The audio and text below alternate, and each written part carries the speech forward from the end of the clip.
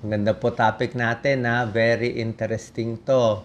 Maraming may bad breath, diba? Ganito, maamoy nyo, bad breath. O minsan, pag gusto nyo maamoy, usually, dinidilaan dito sa likod, maamoy mo yung smell.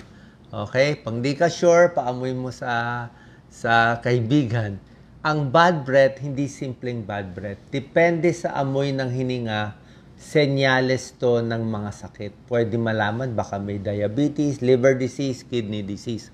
Tignan natin may 9 na klaseng amoy ang hininga.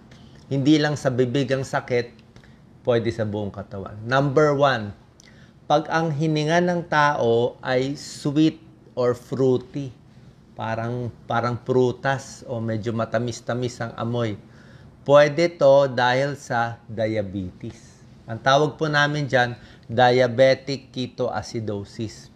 Pag sobrang taas ang blood sugar, okay?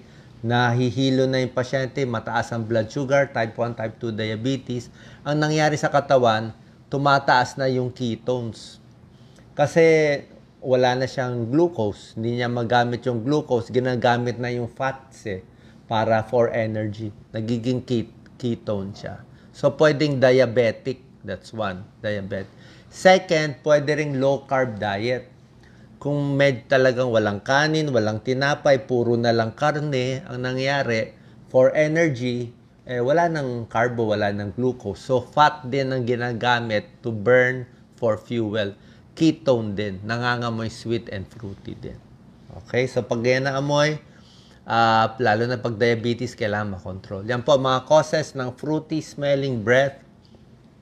Diabetic, hindi makontrol.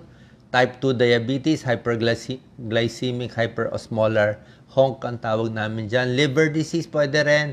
Alcoholic, hindi kumakain, very heavy alcohol. At high protein diet masyado. So, dapat makontrol ang blood sugar para mawala yung fruity smell. Or yung, kung iba naman ang cause, let's say low carb lang, pwedeng mag-lemon, mag-mint lang, or mag-brush lang ng ipin. Okay? Number 2, ito po, pasensya na. Paano kung medyo rotten smell? Yung talagang mabaho, di ba? Okay? Pag sobra baho talaga, pwedeng may sira yung ipin, nag-ipon yung mga dumi, may denture, may crown, or pwede ring may abscess, may nana o infection sa bibig, sa lalamunan o sa lungs. O baka minsan may bukol, may nasisira na kung may cancer.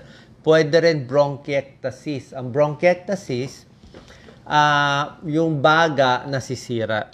Ganito normal na baga. Ganito baga ng bronchiectasis, mas malaki, nawawala itong mga lining niya, yung magandang lining. Ito lang dapat ang mucus ng normal. Parang manipis lang yung parang plema. Pero sa bronchiectasis, dahil po to sa smoking, basically smoking, air pollution, o pulmonya na madalas, nagbo-bronchiectasis. Pag gising nila, laging daming plema, madilaw. So, mabaho. So, pwedeng may nana at plema. Itong blue na to, light blue, plema lahat yan. Okay, so amoy plema, amoy nabubulok, pwede rin yan galing sa baga. Number 3, meron tinatawag na acetone breath. Parang nail polish, pagtanggal po acetone. Itong acetone breath, halos pareho siya doon sa fruity smell. So, pag mataas ang blood sugar, pwede rin to. Or yung low carb diet, tulad ng keto diet, pag masyadong excessive, talagang wala ng carbohydrates kinakain, minsan nanggaganito rin yung smell nila. Baka konting acetone breath, parang may pagka-sweet smell din. So, titignan nyo, baka nasosobrahan na yung diet nyo. Number 4, ito, alam nyo to. Amoy maasim, di ba? Let's say yung bata, di ba? Amoy. Bakit amoy maasim? Baka bagong suka, di ba? Pwede yon. Pero kung hindi naman bagong suka, maasim ang amoy, galing sa sikmura yon. So, anong sakit to? GERD to. Gastroesophageal reflux disease, yung mga may GERD, nakita nyo dito sa picture, no? Kumain, naghalo sa asido, umakyat to. So, medyo maluwag yung sphincter nila May sphincter tayo, esophagus to stomach. Nag-open, Baka masikip ang pantalon, o makyat yung pagkain, o bagong kain, biglang humiga, o nai-stress, makuluan yan. Pag umakyat yan, pag dighay mo, maasim. Diba? So, pag maasim ang hininga lagi, pagising sa umaga, maasim, baka GERD yan. Ano? Nakakasira ng esophagus, nakakasira ng lalamunan at boses. So, 3 hours, tapos kumain sa gabi, bago hihiga, inom ng tubig, regularly, every 20 minutes para mahugasan yung asido. Pasensya na po, number 5. Hininga na amoy dumi ng tao. So, amoy tae siya. So, bakit ganon? Ano nangyari? Dapat dinudumi, di ba? Bakit lumalabas dito sa hininga? Sa mga surgical cases, nakikita namin to. Ang tawag po namin dito, bowel obstruction. Nagbara ang bituka. Ito po. Either the large intestine or small intestine. Ito po yung mga possibilities, di ba? Kadalasan, 80% of the time, small intestine ang nagbabara. Bakit nagbabara? Minsan sa mga bata to Tingnan niyo yung picture. So, yung small intestine, imbis na maluwag siya, minsan pumapasok yung small intestine sa sarili niya into susception. Meron minsan small intestine, biglang umiikot, parang itong ganyan, biglang naging ganyan, umipit sa sarili niya, volvulus. Minsan, ino-observe lang. Meron ding mga bagong opera sa bituka, tapos nung sinara, minsan naggalaw nagkakaroon ng adhesion. Ito, binabantayan ng mga surgeon, post-op. Kaya dapat nga, di ba? Tapos ng opera, lagi tinatanong sa pasyente, umutot ka na ba? Gumalaw-galaw. Kailangan hangin mo na lumabas sa dumi. Tapos dumi lalabas. Para sure tayo gumagana yung tract mo. Kasi kung may adhesion, may barado, hindi lalabas yung dumi. Mangangamoy dumi ang bibig. Adenocarcinoma, pwedeng cancer. Pwede ring hernia, luslus. Pag may luslus, ito po ang danger sa hernia. Pwede lumabas yung small intestine. Pag naipit, emergency po yan. Okay? So, mahuhulaan nyo dahil lang sa amoy ng hininga. Ito po, number 6. Amoy ammonia or amoy ihi yung hininga. Ano ba yung amoy ammonia? Pag pumunta kayo sa CR ng mga public CR sa lalaki babae, di ba? Mapanghi, nagiging ammonia smell. So, bakit nangangamoy ammonia, ihi yung hininga ng ilang tao? Baka nahulaan nyo na po. Tawag namin dito, azotemia, mataas ang creatinine, kidney failure. So, pag kidney failure, hindi na lalabas yung ihi, kailangan mag-dialysis kasi nga, yung imbis na mailabas sa ihi, yung waste products na iiwan sa katawan, lumalabas sa hininga at nag-iiba rin yung kulay, medyo grayish smell. Number 7, ito medyo rare naman to. Musty smell. Anong musty? Ang musty, ayon sa definition, parang kulob na kwarto na lumang libro, lumang gamit na basa-basa, mga wood na luma. Na luma, na basa sa kwarto. Pag binuksan nyo, di ba, amoy sa mga antique shop. Di ba, may smell yung mga antique shop. So, ganyan. Musty smell. Liver disease yan. Liver disease, liver cirrhosis. Tawag dyan po, fetor hepaticus. Amoy lumang kwarto na maraming junk. May volatile organic compounds nagbi-build up VOC dahil hindi gumagana ng liver. Dimethyl sulfite ang tawag dun sa produkto na pro-produce. Okay? Ito po, ito rare to, maple syrup disease. Maple syrup ang amoy. Parang pumunta kayo sa mga pancake, kumakain ka ng pancake, di ba may syrup yun, yung mga karo syrup. Yan ang smell, mabango to. Ito po, genetic abnormality. May mga bata, pinanganak na hindi makatunaw, hindi makametabolize ng 3 amino acid, leucine, isoleucine, valine, kaya nagiging ganito smell. So, merong may health abnormality sila, hindi maganda pag-develop, papa-check up agad sa doktor to. Number 9, ito yung last, sari-saring klase ng bad breath. Okay? Ito yung normal bad breath lang na talagang mabaho. So, ano mga possibilities? Tingnan nyo para mawala yung bad breath natin. Marami to sa lista natin. Dry mouth. Pag nadadry ang bibig natin, babaho. Kasi yung laway ang nagtatanggal eh. May mga antibacterial yan eh. Saan nagtatago yung bakterya? Sa dila, sa gitna ng ipin. Sa umaga, may tinatawag na morning breath, diba? Bad breath sa umaga. Bakit? Dry mouth kasi buong gabi. Bakit dry mouth? Natutulog, nakabuka ang bibig, electric fan sa bibig, may aircon sa bibig, nadadry. Okay? Hindi nagpo-floss. Kailangan nagpo-floss.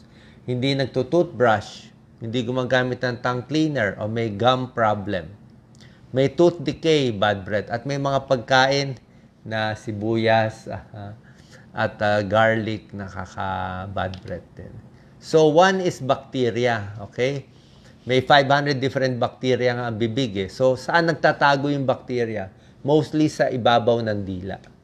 Kaya bili po kayo ng tongue cleaner. Maganda yung tongue cleaner. May nabibili niyan. Hindi na naman pinapalitan yun eh. So, pag in-scrape mo, matatanggal mo yung mga dumi. Okay? Marami mawawala dyan. Tapos, kailangan mag-floss. Yung floss, yung manipis na sinulid sa gitna ng ipin. Ang mga dumi kasi na sumisingit sa gitna ng ipin, hindi na makukuha ng toothbrush eh. May mga lugar hindi makukuha ng toothbrush. Kahit anong toothbrush nyo, masusugat lang ang gums niyo. Kailangan nyo ng tongue cleaner, kailangan nyo ng floss at least once a day. Mag-iipon yung bacteria. Tawag dyan VSC, Volatile Sulfuric Compounds. VSC, yan yung mabaho.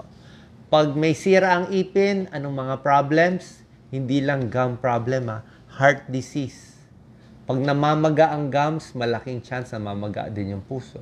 Stroke, lung problem, mouth cancer. Okay? Poor oral hygiene. So, pag madumi talaga yung hindi nakakapunta sa dentist, magiging plaque muna, magiging tartar, hindi na yan matatanggal ng toothbrush.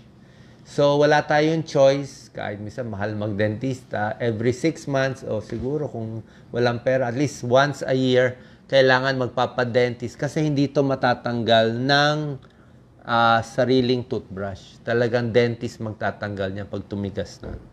Kaya dapat po mag-floss, mag-tongue cleaner, mag-toothbrush 2 times, 3 times a day para hindi ganun kadami ang mag-ipon. Smoking, nakaka-bad breath. Okay? Pag naninigarilyo kayo, smoking can cause lung cancer, mouth cancer, at gum disease. Diba? Tigil. Ito, sabi ko, dry mouth. Diba? Bakit nagda-dry ang bibig natin? Ang dry mouth, yan ang minsan first symptom. Number 1 symptom ng diabetes. Sa diabetic, inom sila ng tubig, pero ihi sila ng ihi kasi nga yung glucose, yung kinakain nila, hindi makuha ng katawan. Kaya nadi-dehydrate sila. Ang diabetic, dehydrated, kaya dry yung mouth. Kaya nababad breath din. Okay? May mga gamot nakaka-dry mouth, antidepressant, antipsychotic, diuretics, pampaihi. May a few cancer medicines nakaka-dry din. So, pag dry mouth, inom lang maraming tubig. Pero nakaka-bad breath siya. Kailangan kasi yung laway. Yung laway ang nagtatanggal ng mga bacteria din. May tulong siya na magtatanggal ng bacteria. May pagkain ng kaka-bad breath. Alam nyo na to. Pag nasa abroad tayo, hindi tayo pwede kumain nito. Kaya isda, mga tuyo, daing, kahit adobo, suka, di ba? Bad breath na sa kanila yun eh. Garlic, bawang, sibuyas na hilaw, horseradish. So, yan po, nakakaamoy. Minsan kasi may oils yan eh. Diba pag nagkamay ka sa isda, ang tagal, kahit anong hugas mo. So, yung oil na yan napupunta sa tiyan, na-absorb sa dugo, at minsan napupunta sa lungs. Sigarilyo at alak nakaka-bad breath. At kung matapang yung kape, nakaka-bad breath din, alcoholic. Okay, so kailangan mag-toothbrush, magpa-floss, mouthwash, may tulong din. Wag lang masyado yung alcohol. Parang ayaw nila yung alcohol mouthwash. Pero pwede na rin pa konti-konti. Regular dental check-up para matanggal yung mga stubborn plaque. At tulad ng sinabi ko, magpapacheck up tayo sa doktor.